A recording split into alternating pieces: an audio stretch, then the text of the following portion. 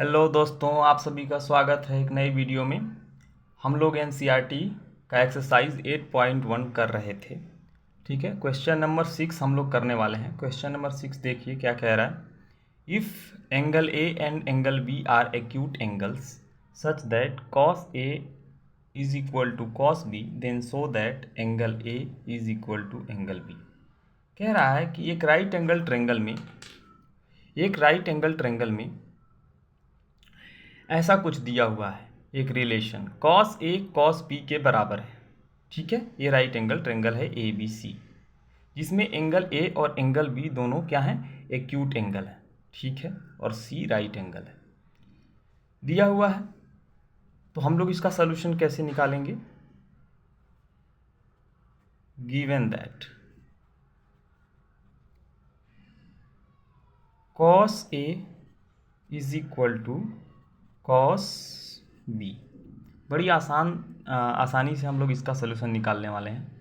Given that cos A is equal to cos B.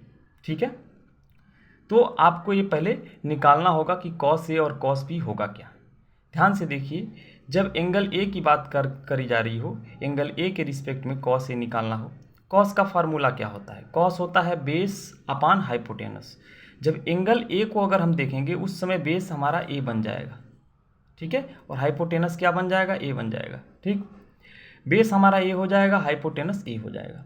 Cos A जब निकालने की बारी आएगी तो कॉस ए कितना हो जाएगा, कॉस ए हो जाएगा ए C upon A B. A B क्या है, हाइपोटेनस है। एंगल ए के रिस्पेक्ट में हम लोग देख रहे हैं। ठीक है, उसी तरीके से जब कॉस बी हम निकालने जाएंगे तो कॉस बी अब हम इधर से देखेंगे, इस वाले एंगल को देखेंगे तो इस वाले एंगल के रिस्पेक्ट इस वाले एंगल के रिस्पेक्ट में, एंगल बी के रिस्पेक्ट में जो बेस हो जाएगा वो बी सी हो जाएगा। ठीक है, क्योंकि एंगल के ठीक सामने वाला परपेंडिकुलर होता है और ये तो हाइपोटेनस हमेशा होता है। तो ए वाला जो साइड है, बी सी साइड जो है, वो हमारा बेस हो जाएगा एंगल बी के रिस्पेक्ट में। तो कॉस बी हम लोग क्या जानते हैं, same formula base upon hypotenuse. तो बेस हो जाएगा बी सी और हाइपोटेनस क्या हो जाएगा, इस बार भी हाइपोटेनस ए बी हो जाएगा। ठीक है, अब इस इक्वेशन को ध्यान से देखिए, A C upon A B is equal to B C upon A B. दोनों साइड डिनोमिनेटर में ए बी और ए बी है, ये दोनों कैंसिल हो जाएंगे। तो हमें क्या मिलेगा, फाइनली हमें मिलेगा A C is equal to B C. क्या मिला, A C is equal to B C.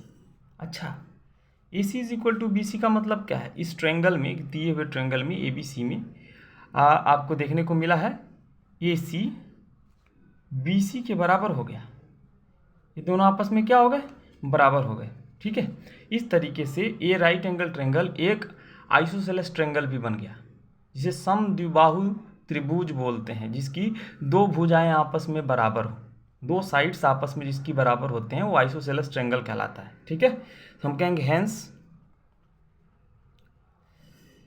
Triangle A B C is an isosceles triangle. ये किस तरीके का ट्रायंगल बन गया, आइसोसेलेस ट्रायंगल बन गया। और आइसोसेलेस ट्रायंगल की एक खासियत होती है, क्या खासियत होती है, जो साइड आपस में इक्वल हुए रहते हैं ना, जो साइड आपस में इक्वल होते हैं उनके अपोजिट में जो एंगल बन रहा होता है, जैसे ए वाला साइड है बी सी, इसके अपोजिट में जो एंगल है ए, और ए साइड है ए सी, इसके अपोजिट में एंगल है ए, वो अपोजिट एंगल आपस में बराबर हो जाते हैं। तो हम कहेंगे हमने लिखा है कि hence triangle A B C is an isosceles triangle. Hence, then by the property of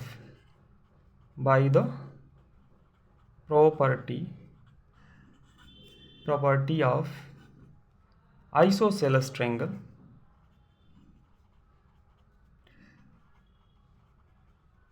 triangle, opposite angles of equal sides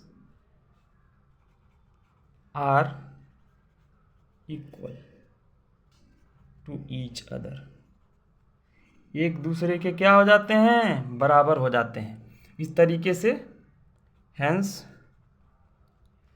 angle A is equal to angle B, इस तरीके से एंगल ए एंगल बी के क्या हो गया, बराबर हो गया। इसको सॉल्व करने के और भी मेथड होते हैं, लेकिन ये सबसे आसान वाला मेथड है। ठीक है, ये आपका फाइनली क्या हो गया, सॉल्यूशन हो गया। ठीक है,